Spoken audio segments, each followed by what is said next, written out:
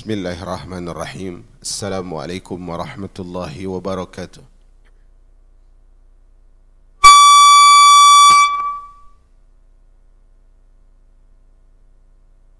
Alhamdulillahi rabbil alamin.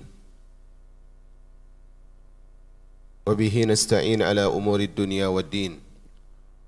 Wa usalli wa usallimu ala al-mab'uthi rahmatan lil alamin.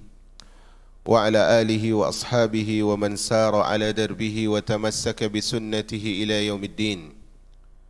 قال رب العالمين: يا أيها الذين آمنوا اتقوا الله حق تقاته ولا تموتن إلا وأنتم مسلمون. فإن أصدق الحديث كتاب الله وخير الهدى هدى رسول الله صلى الله عليه وسلم. شر الأمور محدثاتها فإن كل محدثة بدعة وكل بدعة ضلالة وكل ضلالة في النار. Ikhwah yang dirahmati oleh Allah Rabbul Ula, kita lanjutkan insyaAllah pembacaan dari Usulus Sunnah karangan Imam Ahmad rahimahullahu azza wa jal. Dan insyaAllah di buku terjemah kita pegang pada halaman 62. Sebelumnya Imam Ahmad rahimahullah menjelaskan bahwasanya di antara unsur penting yang menyebabkan seorang itu dikatakan dengan sebutan ahlu sunnah, dia dikatakan sebagai ahlu sunnah adalah ketika dia berhadapan dengan takdir, dia menerima, dia membenari dan menerima serta beriman. Dan dia tidak bertanya bagaimana, tidak bertanya mengapa. Dan hal ini kata beliau, kalaupun kemarin beliau sebutkan, kalaupun dia tidak paham makna dari ayat yang menjelaskan tentang takdir, dia tidak mengerti hadis yang menjelaskan tentang takdir, maka cukuplah pembenarannya, keimanannya itu menjadikan dia sebagai ahlu sunnah wal jamaah. Karena itu bukan tidak mungkin di antara orang awam, mereka adalah orang-orang yang secara aplikasi amalan dan keyakinannya ahlu sunnah wal jamaah. Ahlu sunnah wal jamaah. Karena apa? Yang penting adalah qabul dia, penerimaan dia dan realisasi dia terhadap syariat yang benar dari yang dibawa oleh Rasul sallallahu alaihi wasallam. Dan sebenarnya poin ini ada kelanjutan dan kita akan bacakan hari ini. Ini akan kita sebutkan secara singkat saja insyaallah azza wajalla. Kata beliau di halaman 62, wa mislu ahaditsir ru'yah kulliha. Semisal dengan itu adalah hadis tentang ru'yah, melihat Allah Subhanahu wa taala. Wa innabat anil asma'i wastauhasha minhal mustami'. Walaupun ketika kita mendapatkan hadis yang berbicara tentang melihat Allah pada hari kiamat, itu hadisnya seperti asing menurut sebagian orang, dan menurut sebagian orang itu agak sedikit aneh seperti itu. Wa inna ma alaihil imanu biha. Tetapi yang wajib adalah beriman dengan dalil-dalil itu. Wa an la yurad minha harfan wahida. Tidak boleh seorang menolak hadis itu walaupun hanya satu huruf. Satu huruf yang dia tolak berarti dia keluar dari seorang yang disebut dengan ahlu sunnah wal jamaah. Dia ditolak sebagai orang yang disebut dengan ahlu sunnah wal jamaah. Wa ghairiha minal ahadits al-ma'surat anis siqat.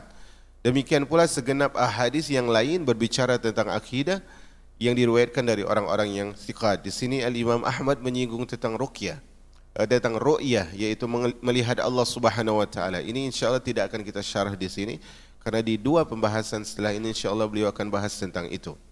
Nah, poin yang penting adalah poin yang beliau bahas di poin yang ke-14. Kata beliau, wa an la yukhassima ahadan wa la yunadhiruhu wa la yata'allama al-jidal fa innal kalama fil qadari war ru'yati wal qur'ani wa ghairiha minas sunanil makruh. Kata beliau dalam masalah takdir tadi, masalah gaib, masalah akidah lah pada umumnya. Kata beliau tidak boleh seorang tersebut berdebat dengan siapapun. Masalah akidah jangan berdebat dengan siapapun. Nanti kita akan berikan sedikit penjelasan di sini. Karena kata beliau dalam debat dalam masalah akidah makruh. Makruh menurut Imam Ahmad di sini adalah haram. Ini dengan dua catatan, yaitu asal dari larangan adalah haram. Asal dari larangan adalah haram. Kemudian kalau kita lihat ucapan Imam Ahmad ketika ditanya tentang hukum fikih ini, fikih itu, beliau akan menjawab makruh. Tetapi kalau kita lihat fikih Hambalinya, disebutkan di dalam mazhab Hambali, makruh yang dimaksud adalah haram. Demikian juga kita dapatkan dalam ucapan Imam Syafi'i dan imam-imam mutaqaddimin, imam-imam sebelumnya, mereka sering menggunakan makruh untuk menjelaskan makna haram. Debat dalam masalah akidah itu adalah haram. Di sini ditegaskan oleh beliau wa manhiyun anhu, dan itu terlarang. Nah, ini perhatikan poin selanjutnya, sangat tegas beliau menyebutkan, karena beliau adalah orang yang sangat mengalami hal ini. La yakunu sahibuhu wa in asaba bi kalamihi sunnah min ahli sunnah hatta yada'al jidal wa yusallim wa yu'min bil athar. Seorang yang berdebat dalam masalah akidah, dia berdebat nih. Namun ternyata Allah takdirkan ucapan orang yang berdebat ini benar, sesuai dengan manhaj Ahlus Sunnah. Maka dia tidak dikatakan dengan kebenaran yang dia debati tadi ternyata dia benar, itu dia tidak dikatakan dengan Ahlus Sunnah, karena dia sudah memulai dengan metode yang tidak diajarkan oleh Ahlus Sunnah. Kita antum pernah dengar penjelasan guru-guru kita bahwasanya siapa yang menjawab soal tanpa ilmu, tetapi ternyata jawabannya itu benar, dia tetap berdosa. Kenapa dia berdosa? Karena dia sudah berani berbicara tanpa ilmu. Demikian juga seorang yang berjidal, berdebat dalam masalah akidah, ternyata poin yang dia bicarakan, pendapat dia benar, tetapi dengan memulai kebenaran tersebut dengan debat, maka dia tidak dikatakan sebagai orang yang berjalan di atas manhaj Ahlus Sunnah wal Jamaah. Dan kemarin sebenarnya poin debat sudah kita sebutkan di dalam pembahasan sebelumnya dalam muqaddimah kitab ini. Yang jelas adalah kemarin kita sebutkan ucapan Imam Malik ibnu Anas radhiyallahu anhu ketika datang seorang bernama Abu Huriyah kepada beliau, wahai Imam, dengarlah kalimat dariku, aku ingin mendebat dirimu. Apa kata Imam Malik rahimahullah? Kalau aku bisa mengalahkanmu bagaimana? Kata dia, kalau engkau bisa mengalahkanku wahai Imam, aku akan ikut ajaranmu. Kalau aku kalah gimana? Kalau aku kalah, engkau ikut ajaranku. Kemudian kata Imam Malik rahimahullah, kalau ternyata ada orang ketiga mengalahkan kita, bagaimana? Kata dia, kita ikut dia. Maka kata Imam Malik rahimahullah, ya hadza, wahai rajul, wahai seorang hamba, wahai fulan, innallaha ba'atha Muhammadin bidinin wahid. Sesungguhnya Allah mengutus Muhammad sallallahu alaihi wasallam dengan satu agama. Wa inni la araka illa tantakilu bainal adyan. Tetapi aku tidaklah melihat engkau melainkan berpindah-pindah agama. Karena kalau beragama itu sesuai siapa yang menang, maka seorang akan mungkin mengikut orang-orang yang lain dan itu terus berpindah-pindah. Makanya Al-Imam Ayyub As-Sikhtiyani rahimahullah, ketika ada seorang mengatakan kepada beliau, wahai Imam, dengarkanlah dariku satu ayat. Dan orang yang mengajak ini adalah seorang Mu'tazilah atau seorang ahli bid'ah. Kata beliau sambil berjalan, beliau isyaratkan dengan jari, walaupun setengah ayat maksudnya, aku tidak akan mendengarkan darimu. Inilah Ahlus Sunnah wal Jamaah. Padahal kalau ketika kita bahas tentang debat tadi, di sana ada orang-orang yang diperbolehkan untuk berdebat, yaitu orang yang alim, Rabbani, Ahlus Sunnah wal Jamaah, yang mengerti seluk-beluk dalil-dalil dan mengerti syubhat-syubhat dan bantahannya. Tetapi ternyata para imam mengajarkan kepada kita bahwasanya perdebatan dalam masalah yang pasti, masalah yang sudah qat'i ditetapkan di dalam syariat, apalagi perkara gaib, maka hal itu tidaklah merupakan kebaikan. Karena memang kemarin kita sebutkan Nabi SAW bersabda, ma dhalla qaumun ba'da hudan kanu alaihi illa utul jadal. Tidaklah kaum itu tersesat setelah sebelumnya mereka dapat hidayah, kecuali dikarenakan apa? Mereka orang yang suka berdebat. Hal ini membahayakan diri seorang hamba. Makanya antum perhatikan, siapapun di antara orang-orang yang suka berdebat, maka dia akan sering membawa ucapan kata fulan dan kata fulan, karena secara tidak langsung secara otomatis dia akan mengadopsi ucapan fulan, sehingga itu akan dibawa dia kemanapun dia berada.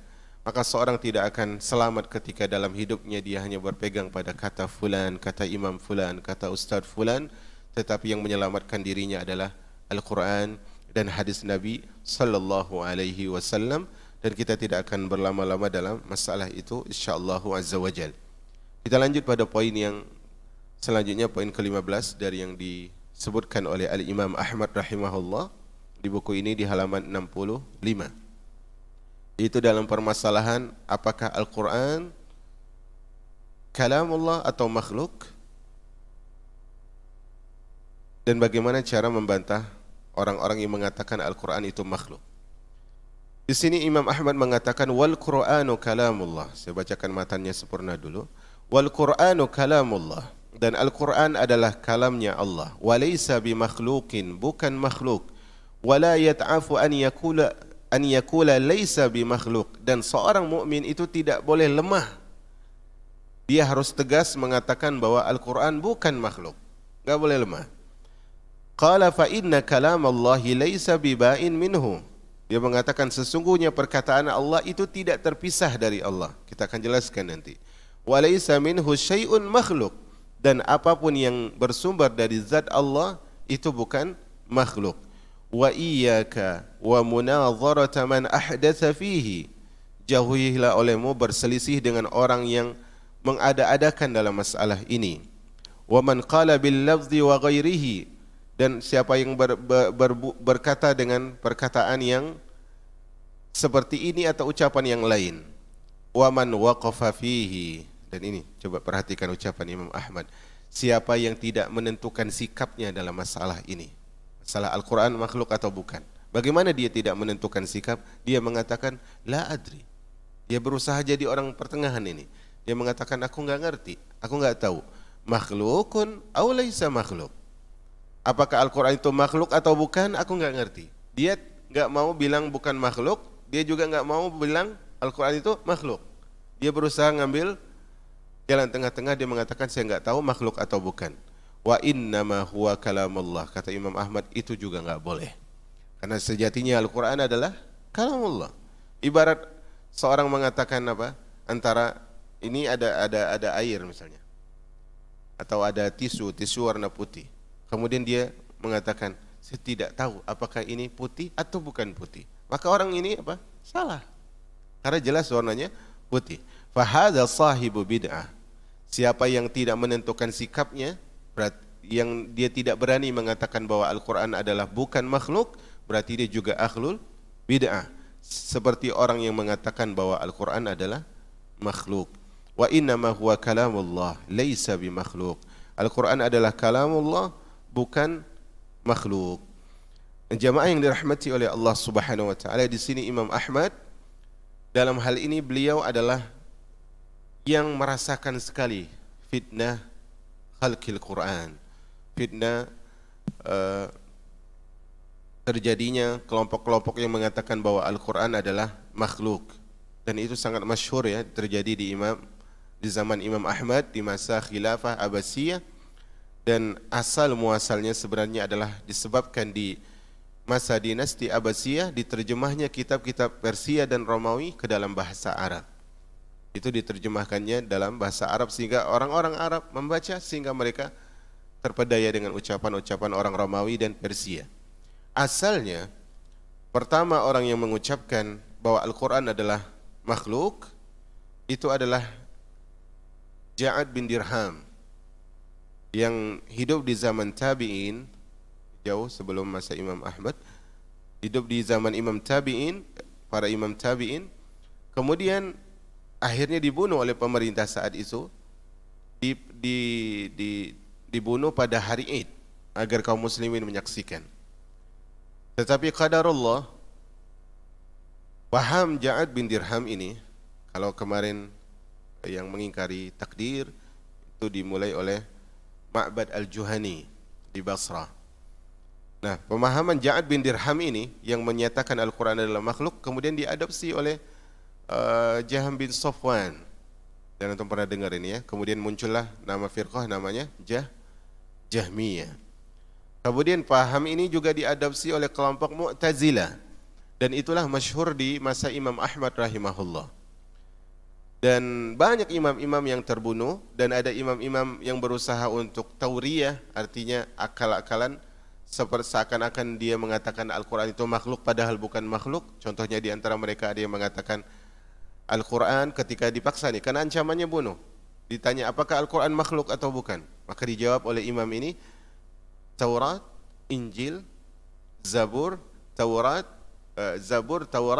Injil, Al-Quran, semua ini adalah makhluk. Bertauriyah. Maksudnya jari ini yang makhluk. Paham di sini? Hingga akhirnya selamat. Di antara mereka ada yang kokoh dan dibunuh, di antara mereka ada yang dipenjara, di antara mereka ada 3 orang yang bertahan saat itu sangat kuat. Saya lupa siapa yang sahabat Imam Ahmad yang selalu belajar bareng bersama Imam Ahmad. Beliau wafat di perjalanan, seingat saya itu di penjara karena terbunuh oleh salah satu prajurit. Karena saat itu beliau sangat tegas menentang prajurit tersebut juga. Kemudian ada seorang lagi yang merupakan dari suku Quraisy. Dia itu wafat karena pengkhianatan salah seorang dari murid dia. Karena murid ini menyamar sebenarnya. Dan makanya yang kokoh saat itu ada Imam Ahmad dan satu lagi, tetapi tetap di penjara yang satu lagi. Nah, Imam Ahmad lah yang paling kokoh, dan mereka menunggu pendapat Imam Ahmad. Kalau Imam Ahmad mengatakan Al-Quran makhluk, maka mungkin la qadarullah akan sangat mungkin umat seterusnya akan mengatakan Al-Quran itu makhluk. Makanya disebutkan oleh para ulama, Innallah yansuru hadhil ummah bi Abi Bakar yawma riddah wa bi Ahmad ibn Hanbal yawma mihnah. Kata para ulama, sesungguhnya Allah menolong agama ini dengan sebab Abu Bakar pada hari orang murtad. Setelah Rasulullah wafat orang murtad, tapi Allah tolong dengan ketegasan Abu Bakar. Dan Allah menolong umat ini dengan Ahmad bin Hanbal, Imam Ahmad rahimahullah, pada hari mihnah, diujinya umat ketika mengatakan Al-Quran itu adalah makhluk, dan saat itu khalifahnya terkena syubhat itu. Nah, jamaah yang dirahmati oleh Allah Subhanahu wa taala, di sini Syekh Jibrin, saya baca dulu keterjemahan. Beliau mengatakan bahwasanya hal itu diingkari oleh golongan Mu'tazilah dan Abadilah yang berada di Oman dan lainnya. Mereka berkata Al-Quran adalah makhluk. Ini kelompok yang paling mempelopor bahwa Al-Quran adalah makhluk. Karena pada asalnya Ja'ad bin Dirham itu tidak terlalu masyhur. Yang lebih masyhur adalah nanti di masa Imam Ahmad ada seorang yang bernama Ahmad juga. Ahmad bin Abi Du'ad. Dialah yang nanti menjadi penasehatnya Raja Abbasiyah setelah wafatnya Harun ar-Rasyid rahimahullah, yang mana di masa Harun ar-Rasyid itu penasehat qadinya adalah Abi Yusuf, muridnya dan sahabatnya Imam Abu Hanifah. Jadi ahlu sunnah wal jamaah. Tapi setelah itu, karena memang ahlu sunnah wal jamaah adalah orang-orang yang jujur, kemudian orang-orang Mu'tazilah, ahlul bid'ah dan sebagainya, orang-orang yang suka berselubung di balik selimut, menampakkan keindahan dan kata-kata mereka memukau, karena di masa Abbasiyah itu mereka sangat takjub dengan syair. Di antara mereka adalah Ahmad bin Abi Du'ad yang kata-katanya memukau, sehingga diadopsilah oleh adiknya Harun ar-Rasyid yang saat itu menggantikan beliau. Kemudian anak Harun ar-Rasyid, kemudian anak Harun ar-Rasyid lagi, kemudian barulah anak Harun ar-Rasyid yang ketiga. Itulah yang kemudian membebaskan Imam Ahmad rahimahullah. Berusaha untuk diberikan pemuliaan, tapi memang Imam Ahmad tidak suka terhadap dunia. Beliau ketika dipanggil di kerajaan, beliau tidak betah di sana, dan beliau tidak makan makanan dari istana. Bukan berarti tidak memuliakan rajanya, tetapi beliau berusaha untuk menjaga diri dari fitnah dunia. Jamaah yang dirahmati oleh Allah Subhanahu wa taala. Di sini kata Syekh Jibrin, Ahlus Sunnah membantah pernyataan mereka yang menjelaskan bahwa Allah zat yang berbicara dan berfirman dengan apa yang dikehendaki. Itu Al-Quran. Ahlus Sunnah menyebutkan bahwa Al-Quran itu adalah ucapan Allah, Allah berbicara sesuka Allah dan Allah berbicara sesuai dengan yang Allah kehendaki.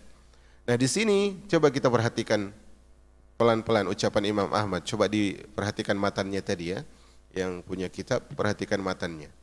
Kata beliau, wal Qur'anu kalamullah wa laysa bimakhluk. Kita bahas kata demi kata atau kalimat demi kalimat. Al-Quran adalah kalamullah, bukan makhluk. Kalamullah artinya adalah apa? Huruf dan suara yang keluar dari Allah Subhanahu wa taala. Huruf dan makna yang keluar, huruf dan makna yang keluar dari Allah Subhanahu wa taala. Ada lafaznya begitu. Seorang dikatakan berbicara berarti ada lafaznya, ada hurufnya dan ada maknanya. Begitu juga dengan Allah Subhanahu wa taala ketika berbicara tentang ketika kita berbicara tentang kalamullah Al-Qur'an berarti ada huruf, ada suara dan ada makna. Nah, kalau kita lihat kalamullah kata Syekh Abdul Aziz Ar-Rajhi itu ada dua macam kalamullah. Pertama adalah kalamullah yang didengar melalui wasilah. Kalam Allah yang didengar melalui wasilah. Sebagaimana para sahabat mendengar Al-Quran dari Nabi SAW. Sebagaimana sahabat mendengar Al-Quran dari Nabi, berarti siapa yang menjadi wasilah untuk para sahabat? Siapa? Nabi. Siapa yang menjadi wasilah bagi Nabi? Jibril alaihi salam. Itu. Kemudian yang kedua adalah kalamullah yang tanpa wasilah, tanpa perantara. Yaitu siapa ini? Jibril yang mendengar dari Allah Subhanahu wa taala, itu tanpa wasilah. Nah, kalau kita lihat kita sampaikan dulu dalil-dalil yang menyebutkan bahwa Al-Qur'an tersebut adalah bukan makhluk. Di kitab ini tidak disebutkan ya. Nah, tadi Anda sudah persiapkan kalau nggak salah dalil-dalilnya secara cepat saya sebut nomor ayatnya saja ya. Biar antum tulis nomor ayatnya saja. Di antaranya adalah firman Allah Subhanahu wa taala dalam surah Thaha ayat 12. Surah Thaha ayat 12. Ketika Allah mengatakan inni ana rabbuka, sesungguhnya aku adalah Rabbmu. Allah mengatakan langsung, aku adalah Rabbmu. Yang kedua adalah surah An-Nisa ayat 164. An-Nisa 164. Wa kallamallahu Musa taklima. Dan Allah mengajak Musa berbicara dengan pembicaraan sesungguhnya. Perhatikan di sini, Anda akan sebutkan orang Mu'tazilah membaca ayat ini berbeda.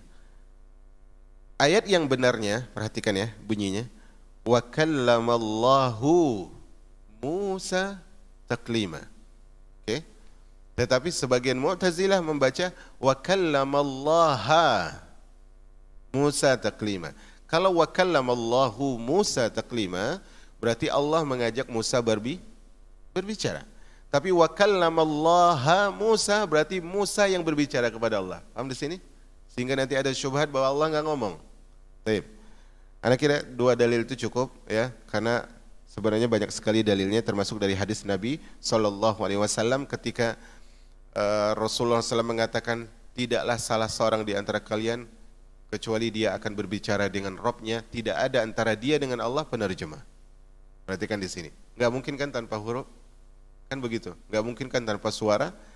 Nah, perhatikan di sini. Ucapan beliau walaysa makhluk, bukan makhluk, dan tidak boleh seorang itu lemah untuk mengatakan bahwa Al-Qur'an itu bukan makhluk. Ingat, kelemahan seorang dalam akidahnya itu akan menjadikan dia lemah dalam bekal menuju surga. Lemah akidah seorang akan lemah bekal dia menuju surga Allah Subhanahu wa taala. Dan ingat jamaah yang dirahmati oleh Allah Subhanahu wa taala, seorang dikatakan sebagai mukmin kemarin kaidahnya apa? Seorang dikatakan sebagai mukmin sejati kaidahnya apa kemarin? Kalau dia realisasikan rukun iman. Seorang itu dikatakan mukmin sebagai mana disebutkan dalam surah Al-Hujurat, dia adalah ketika merealisasikan rukun iman. Itulah mukmin yang sejati. Dan di antara iman, rukun iman yang 6 adalah iman kepada Allah. Dan di antara iman kepada Allah adalah iman kepada sifat-sifat Allah Subhanahu wa taala, dan di antara sifat Allah adalah Allah berkalam. Ini paham ya runtutannya? Nah, kenapa bisa muncul ucapan yang mengatakan bahwa Al-Quran itu adalah makhluk? Kenapa ucapan ini bisa ada? Ucapan ini bisa ada jamaah yang dirahmati oleh Allah Subhanahu wa taala karena sebuah syubhat yang muncul di benak sebagian orang. Kalau kita katakan Allah itu berbicara, otomatis kita akan mengatakan Allah sama seperti makhluk berbicara. Berarti di sini rasa takut mereka dari jatuh di dalam menyamakan Allah dengan makhluk, berarti mereka mengatakan Allah tidak memiliki sifat seperti sifat makhluk. Di antara sifat makhluk apa? Berbicara. Di antara sifat makhluk berbicara. Nah, ketika mereka khawatir menyamakan Allah dengan makhluk, mereka menafikan sifat Allah. Jadi asalnya kenapa terjadi paham bahwa Al-Quran ini adalah makhluk, dan ini pemahaman yang menyimpang, adalah karena mereka menafikan sifat Allah. Itu asalnya. Kemudian sebab yang kedua, kenapa dinafikan? Karena mereka tidak ingin menyerupakan Allah dengan makhluk. Maka kita katakan pertama adalah ketika seorang menafikan sifat yang harusnya ada pada Allah, berarti apa? Berarti dia telah menyempurnakan Allah atau mencacati Allah, mengurangi sesuatu yang sudah menjadi haknya Allah. Menyempurnakan apa? Mencacati Allah.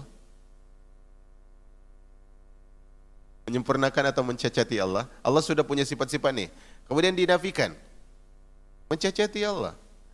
Yang sempurna biarlah begitu. Kemudian, apakah real menurut akal seseorang sama antara makhluk yang satu dengan makhluk yang lain? Berbeda bukan? Suara manusia dengan suara gajah berbeda. Huruf yang dikeluarkan juga berbeda. Makna yang dipahami oleh kita dengan makna yang dipahami oleh sesama gajah sama tidak? Beda. Demikian juga dengan Allah Subhanahu wa taala. Ketika Allah berkalam, Allah berbicara, Allah berfirman, maka ingat kata beliau di sini, fa inna kalam Allah laisa bibain. Ucapan Allah itu enggak pisah dari Allah. Paham? Ucapan Allah itu enggak terpisah dari Allah, sebagaimana ucapan kita enggak terpisah dari kita. Maksudnya begini jemaah yang dirahmati oleh Allah Tabaraka wa taala. Penyederhanaannya begini, makhluk dan khalik, perhatikan. Ucapan makhluk apa? Makhluk atau bukan? Ucapan makhluk atau bukan? Makhluk. Kenapa dia makhluk? Kenapa dia makhluk? Karena dia keluar dari makhluk. Itu penyederhanaannya. Ucapan Allah kenapa bukan makhluk? Karena keluar dari Allah. Sesuatu yang dari zat Allah, perhatikan ini. Sesuatu yang dari zat Allah, ingat Allah punya dua sifat. Sifat zati, ini antum tulis, sifat zat. Allah punya dua sifat. Pertama adalah sifat zat, yang kemudian adalah sifat perbuatan. Yang kedua adalah sifat perbuatan. Nah, apa-apa yang muncul dari sifat perbuatan, dia adalah makhluk. Apa-apa yang muncul dari sifat perbuatan maka adalah makhluk. Contohnya, kita kan hasil buatannya Allah nih. Laqad khalaqnal insana fi ahsani taqwim. Alam semesta juga. Walaqad khalaqnas samawati wal ardh. Itu kan dari perbuatannya Allah. Sesuatu yang muncul dari perbuatan Allah, dia adalah makhluk. Tetapi sesuatu yang muncul dari zat Allah Subhanahu wa taala, maka dia bukan makhluk. Bisa antum mengerti di sini ya? Bisa dimengerti ya? Zat itu tidak terpisah dari kalamullah, itu tidak terpisah dari zat Allah. Contohnya tidak terpisah adalah kita ngomong terus nih, bisa ngomong terus. Berarti dia bersatu dengan kita. Omongan kita ini bagian dari kita. Sama ketika kita membaca firman Allah. Firman Allah tersebut Allah terus berkalam sampai hari kiamat. Dan selamanya Allah terus berkalam, terus berbicara, terus mengeluarkan kata-kata. Dan itu menandakan bahwa sifat kalam Allah tersebut adalah sifat zat, bukan sifat perbuatan. Kemudian mungkin muncul, dan ini syubhat sebenarnya, syubhat orang-orang Mu'tazilah. Mereka mengatakan labzi bil Qur'ani makhluk. Okelah ahlu sunnah. Walaupun mereka mengatakan ahlu sunnah ya, ini bahasa kita aja. Okelah kalian mengatakan wahai ahlu sunnah bahwa Al-Quran bukan makhluk. Gimana gini dengan ucapan ini? Lafzi bil Quran makhluk. Ucapanku dengan Al-Quran itu adalah makhluk. Maksudnya gini, Anda membaca Al-Quran misalnya. Bismillahirrahmanirrahim. Alhamdulillahi rabbil alamin. Ar-Rahmanir-Rahim. Seterusnya. Tadi kita katakan apa? Al-Quran bukan makhluk. Deal di sini. Kemudian mereka hadirkan syubhat. Dan antum harus dengar syubhat. Jawabannya, jangan dengar syubhatnya aja. Apa namanya? Syubhat mereka mengatakan, okelah kalian mengatakan Al-Quran makhluk. Tapi kan saya baca Quran. Oke? Saya makhluk atau bukan? Makhluk. Saya baca Quran. Gimana itu? Nah, di sini Imam Ahmad rahimahullah, beliau punya ucapan yang bagus tentang hal ini. Atau kita kembangkan dulu. Misalnya, Al-Quran kalamullah, deal. Mushaf, kertasnya, tintanya, paham di sini?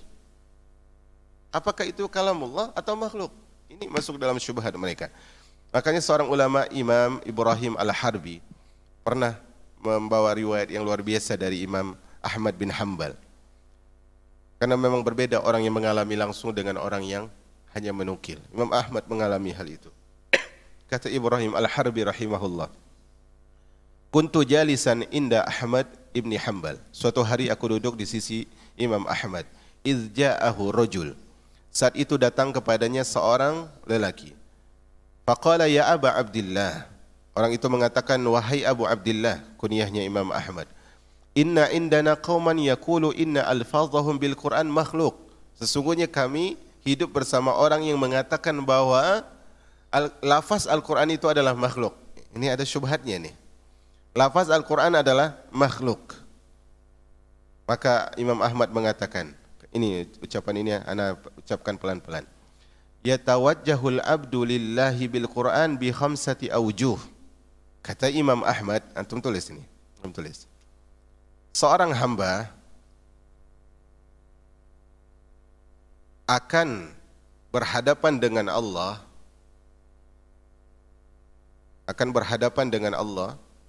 ketika membaca Al-Quran, dengan 5 sisi. Jadi ketika kita membaca Al-Quran, itu interaksi kita dengan Allah itu ada 5 sisi. Wa huwa fiha ghairu makhluk. Dan tetap saja Al-Quran itu di 5 sisi ini, dia bukan makhluk. Tetap saja Al-Quran itu di 5 sisi yang akan kita sebutkan nanti, bukan makhluk. Pertama kata beliau, hifzun biqalbin, menghafal dengan hati. Ini sisi yang pertama, menghafal dengan hati. Jadi kita akan syarahkan ucapan beliau, dan beliau sudah mensyarahkan sebenarnya. Watilawah bil Quran, membaca dengan watilawah bil lisan, membaca dengan lisan. Hafal dengan hati, membaca dengan lisan.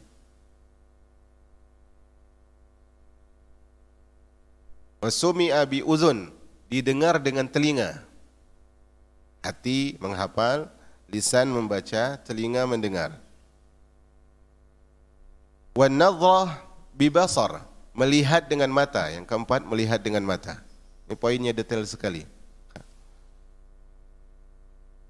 Kemudian yang kelima adalah wa khattun biyadin, dan tulisan dengan tangan. Tulisan dengan tangan. Nah, kan ini bisa masuk syubhat nih. Kan saya menghafalnya dengan hati saya. Kan saya mengucapkannya dengan lisan saya. Kan saya mendengar dengan telinga. Kan saya melihat dengan mata. Bukankah saya menulis dengan tangan? Bukankah tangan, mata, telinga dan seterusnya ini makhluk? Kan gitu nanti ujung-ujungnya. Kata Imam Ahmad, perhatikan ini. Detailnya begini. Antum tulis ini ya, ini kelengkapannya. Fal qalbu makhluk. Hati adalah makhluk. Hati adalah makhluk. Wal mahfuzu ghairu makhluk. Tetapi yang dihafalkan oleh hati itu, apa tadi Al-Quran? Yang dihafalkan oleh hati bukan makhluk. Iya, hatimu makhluk, karena dia diciptakan oleh Allah. Tetapi yang dihafalkan oleh hatimu bukan makhluk.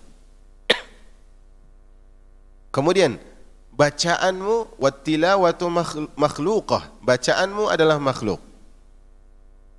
Tetapi yang engkau baca wal matlu ghairu makhluk. Tetapi yang engkau baca bukan makhluk. Itu nanti pendetailannya. Was-sam'u makhluk wal masmu' ghairu makhluk. Telingamu makhluk. Yang ketiga ini. Telingamu makhluk.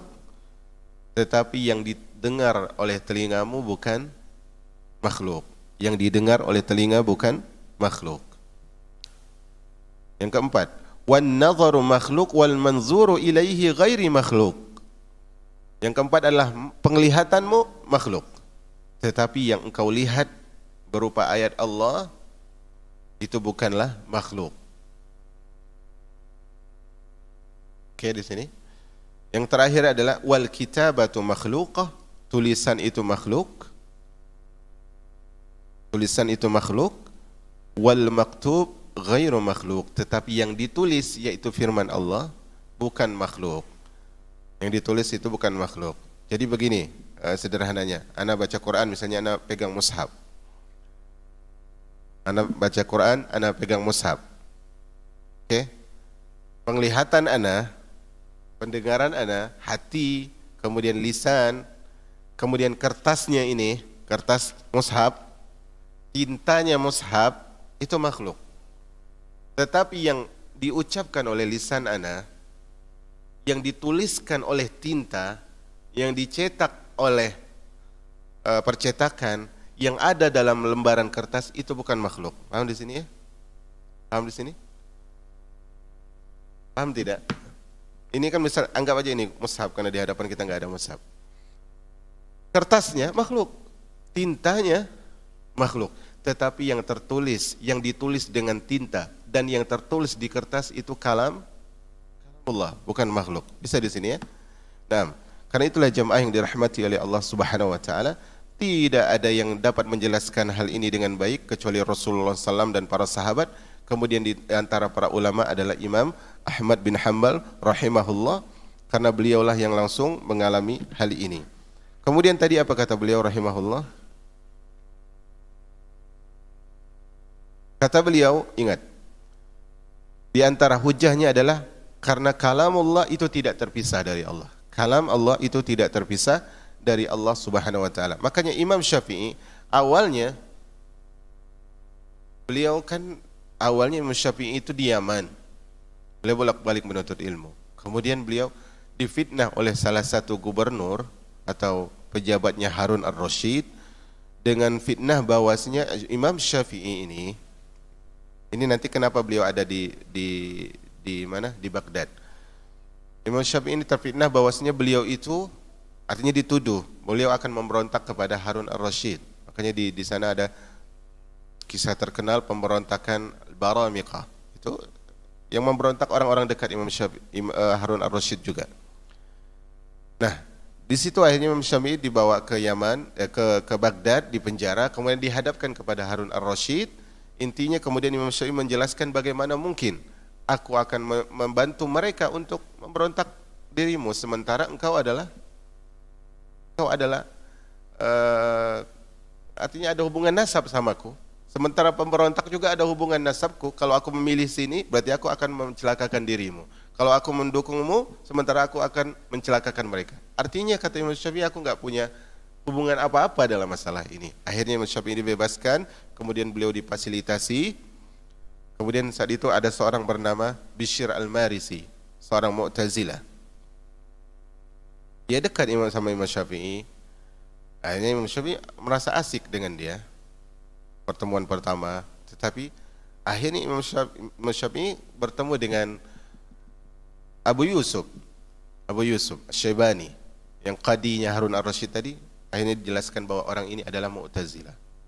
Akhirnya Imam Syafi'i kenal bahwasanya fulan adalah Mu'tazilah. Suatu ketika Imam Syafi'i diundang untuk berdebat dengan mereka. Dan ingat kembali, Imam Syafi'i diundang sendiri, Kemarin Anda sebutkan apa? Di antara kesalahan dalam perdebatan adalah terlalu dibuka di tempat umum, kan begitu kemarin kita sebutkan. Karena kadang orang nggak ngerti apa yang disampaikan itu. Bisa jadi orang yang tadi awalnya Ahlussunnah, bisa terjadi dia terkena syubhat karena tidak sempatnya ustadznya itu menjawab. Di antara yang ditanyakan ditanyakan kepada Imam Syafi'i, sebenarnya mereka ingin memberikan syubhat kepada Imam Syafi'i. Kata mereka, bukankah Allah Subhanahu wa taala mengatakan laisa kamitslihi syai'un wa huwas samiul basir? Laisa kamitslihi syai'un dalam surah Asy-Syura ayat 11. Wahai Syafi'i, kata mereka, bukankah Allah mengatakan Allah itu tidak serupa? Kami mengatakan Al-Quran itu makhluk karena kami tidak ingin menyerupakan Allah dengan makhluk. Kalau engkau katakan Al-Quran adalah kalamullah, sementara ucapan ini sama seperti halnya manusia berucap, maka kami katakan Al-Quran makhluk, kata orang Mu'tazilah, karena Allah mengatakan laisa kamitslihi syai'un. Apa kata Imam Syafi'i? Hujah kalian dengan ayat ini kurang, kata Imam Syafi'i. Kalaulah kalian mau menyempurnakan ayat, kalian akan dapat jawabannya. Ayat itu lengkapnya berbunyi, laisa kamitslihi syai'un wa huwas samiul basir. Allah itu tidak ada yang semisal, tidak ada yang serupa dengan Allah, tapi Allah mendengar dan melihat. Allah menafikan kesamaan dengan makhluk, artinya Allah tidak sama, tapi bukankah Allah menetapkan sifatnya di ujung ayat As-Sami Al-Basir?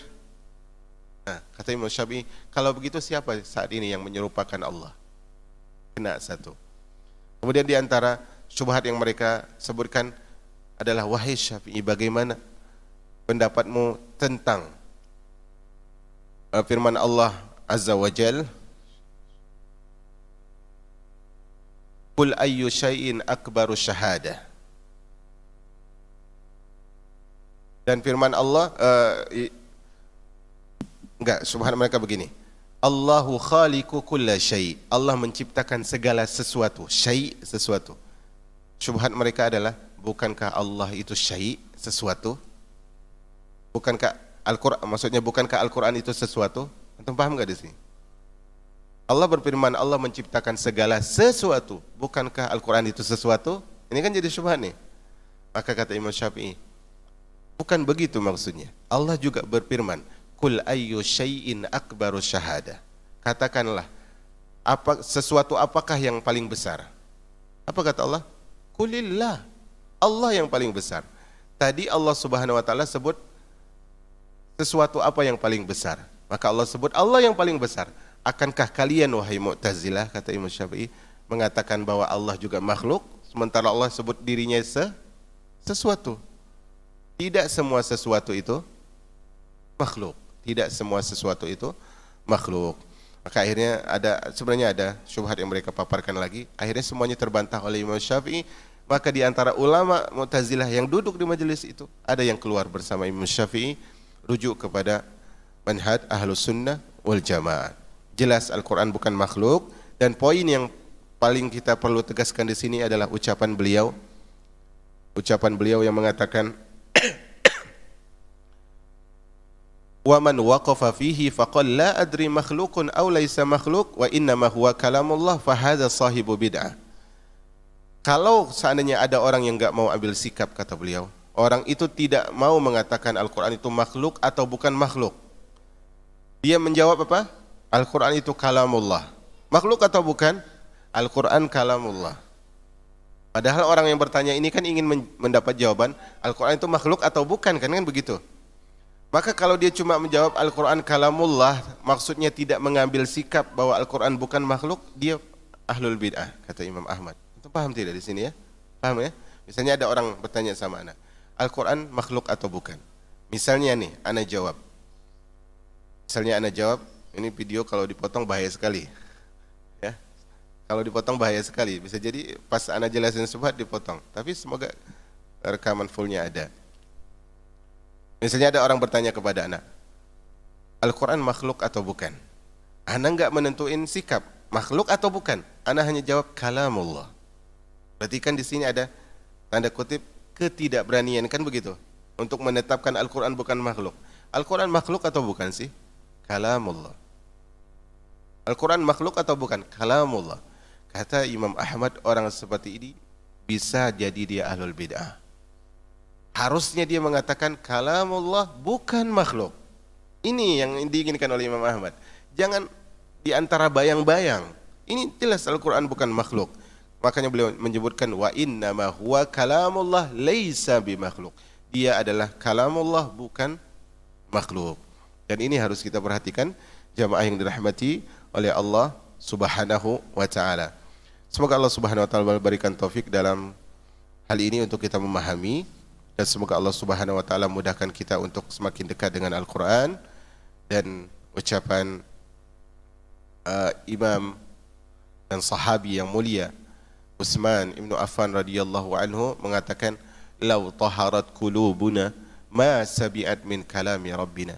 Kalau ternyata hati kita itu suci, enggak mungkin kita itu merasa kenyang dari membaca Al-Quran. Makanya berkata Ibnu Abbas radhiyallahu anhu kepada murid-murid beliau, tidak mampukah salah seorang di antara kalian dalam satu hari dalam kehidupannya membaca 3 ayat aja, enggak mampukah? Maka di sini semoga Allah Subhanahu wa taala memahami kita bahwa Al-Quran kalamullah bukan makhluk, dan kita juga dekat dengan Al-Quran. Tidak ada hari kecuali kita baca Al-Quran minimal 1 halaman, dan itu akan berpengaruh besar kepada kehidupan kita. Ketika Allah mengatakan Taha ma anzalna alaikal qur'ana litashqa, kami tidak turunkan Al-Quran kepadamu untuk engkau sengsara. Kebalikannya apa? Kami turunkan untuk engkau bahagia. Semoga Allah berikan kita kebahagiaan dengan Al-Quran dan menjadikan kita ahli Al-Quran. Subhanakallahumma bihamdika asyhadu an la ilaha illa anta astaghfiruka wa atubu ilaik. Assalamualaikum warahmatullahi wabarakatuh.